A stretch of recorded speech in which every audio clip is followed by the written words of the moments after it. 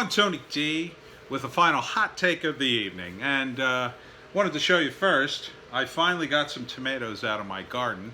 They look pretty nice. I had to pick them a little orange because I'll tell you, a lot of little critters in my neighborhood will eat these suckers. I already lost 2 tomatoes to it. I only got 2 plants and about, I don't know, 8 other tomatoes, so gotta strike early, strike while the iron's hot.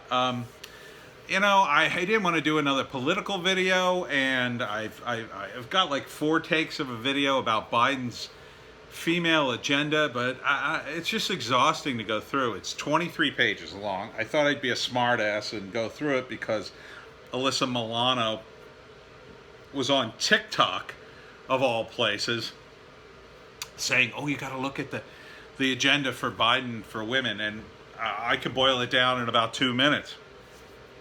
Redistribution of wealth and universal health care, and a quota system. That's about it. And, it's couched in all sorts of complicated language that makes it sound really fair. And it's not 100% the worst thing. Well, it's not 100% bad. I mean, he wants to stop violence against women. Is that realistic? He wants to take guns away from certain men, I guess. I don't see how that is really addressing the issue, because as I see it, violence against women tends to be, physical violence, right? Tends to be because, men have upper body strength, and some guys are violent, they can do violence towards women. And so I don't really see how it's not like it doesn't seem to me there's a rash of women suffering gun violence per se, right? That's more of a bigger issue. And a lot of the stuff he addresses and focuses on women just seem to be bigger issues and bigger problems in general. And just to focus on women for those problems seems unfair. So, for instance, like on the issue of healthcare, you're going to give women healthcare and not men. I mean, that doesn't seem fair. And obviously, that's not what he means. But it's like the way he couches this is it's like a giant 23-page bribe to women. Women who would believe Joe Biden of all people. The guy who smells the hair of little girls, and was accused of sexual harassment, and also, has a long storied career of not being a great politician, of lying, of plagiarism, of corruption. Women aren't stupid. Some women are stupid, I guess. Alyssa Milano's not exactly a genius. She's using TikTok, first off. Did you not get the memo about TikTok, Alyssa? Get that off your phone. Seriously. Everyone should have that off their phone immediately. It's very invasive from what I understand. I'll never put it on my phone. But it just seems, it's just a very tiring night of looking at videos and reading about stuff. And it was all politics. It's like, I just want to write comedy. I really do. I just want to do comedy sketches. I'm not bad at it. I did that too, and I want to do more. But it's like, well, it's hard to. You got to find the time, and then there's, I wrote those so I could do those, and like literally, I just shot them once. I think I did 1 take, almost everything. But I'd like to do more of those. But it's like, how can I guess I can understand to a point how comedians have turned into newscasters, because it feels like sometimes the world is falling apart, and comedy seems unimportant then. So it's like, oh, I better do something about this. But at the same time, maybe it's because comedy's just being destroyed, because you can't be as crazy as you used to be without offending somebody. The last comedy show I went to, it was awful. It was just awful. It was one woke comedian after another. And it was about 6 different comics. and only one of them was good. And I'll tell you, the headliner, she was the wokest and she was the worst. Also used notes, which I have no respect for. If you're going to do stand-up, unless you're at an open mic night and you're an amateur, you should not be using notes. You're a headliner using notes? What the hell? You should be a headliner.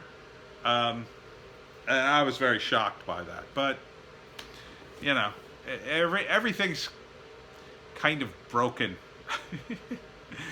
at the moment. And I think it's this idea that it's broken, right? I think it's this narrative that everything's broken that's being partly it's true with the economy and the virus, but I think it's being pushed that things are broken. I think partly that the economy, you know, a lot of people are making money on stocks, and part of the reason that's just chugging along is just everybody's just being super positive about it, and no one's selling their stock, and it's just the prices are holding. So good. I mean, I guess I don't know how long that'll last, but you know, everybody's saying the opposite for almost everything else.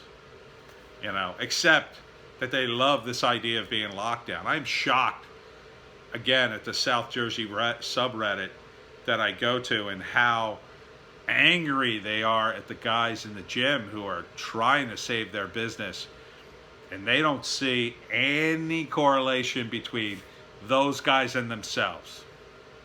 Now, a lot of people don't own their own business, so yeah, okay, or they don't even have the ambition to own their own business, but my God, I mean, if you've ever owned your own business, it's tough. You know, I run little tiny businesses that barely make any money, but you know, it's still tough to run them. It's tough to keep going, and everybody tells you to stop.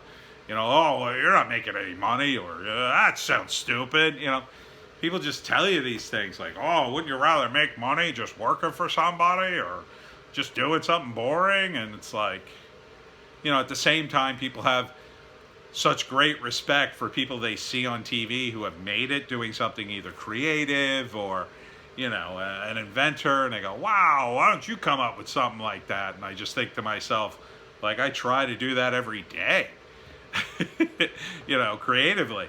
And people only have respect for the results. They don't have respect for the try a lot of times, unless they, you know, have tried themselves, which is weird to me why they don't like Trump, because Trump is like so results oriented, you know.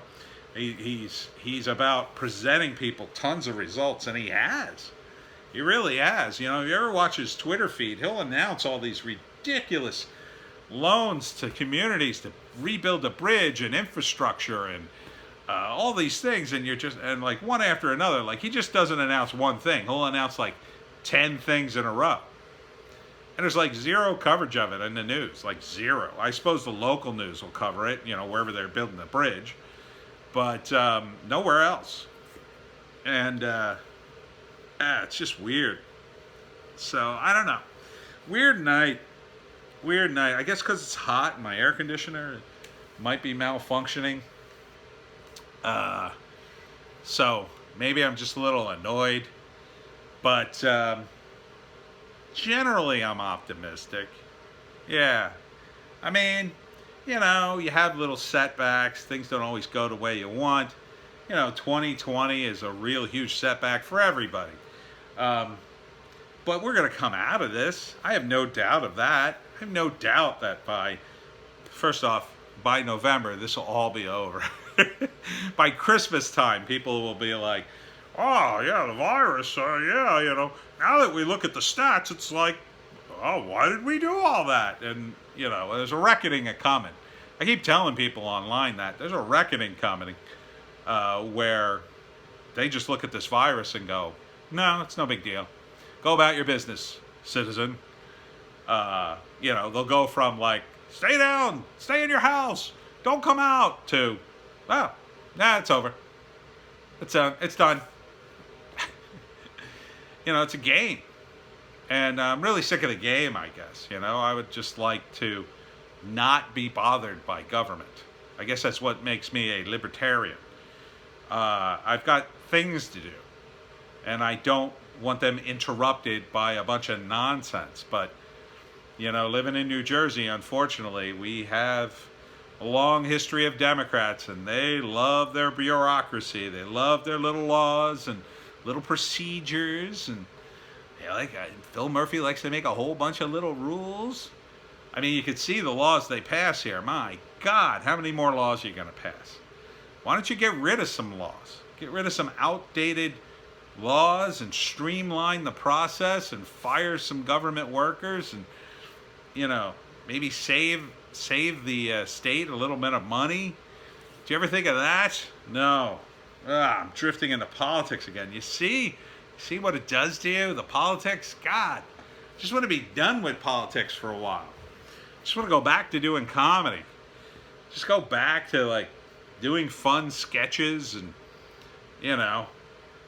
just having fun. Why not? Why not just have fun? I gotta write a sketch.